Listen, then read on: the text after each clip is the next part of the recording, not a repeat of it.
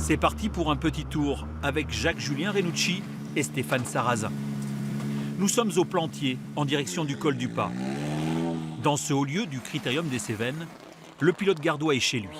La route est fermée pour une séance d'essai avec sa dernière monture, une Hyundai R5. Chaque aller-retour sur ce terrain piégeux est ponctué par un arrêt à la base pour faire le point avec les ingénieurs.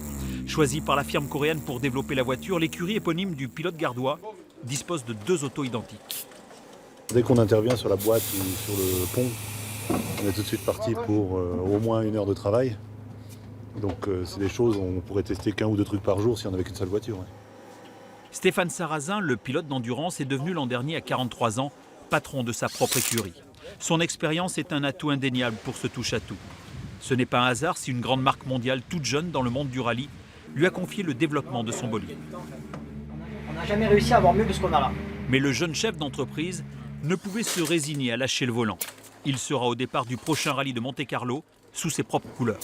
Le Monte-Carlo, c'est très particulier. Il y a très peu de grippe, souvent de la neige. C'est souvent mouillé. Donc là, on est en décembre dans les Cévennes. Et c'est pas mal, c'est une bonne base pour travailler.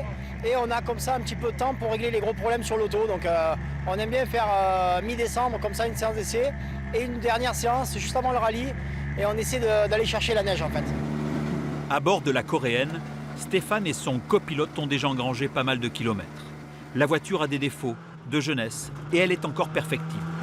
Pour ce galop d'essai Cévenol, les passionnés et les amis qui ne veulent rien manquer du spectacle sont là. On apprend tous les jours à côté d'un gars comme Stéphane qui est un technicien hors pair et je pense qu'on en parle à tous les constructeurs, ils diront la même chose. Donc c'est très important pour moi d'être ici et j'apprends beaucoup de choses même si je ne roule pas.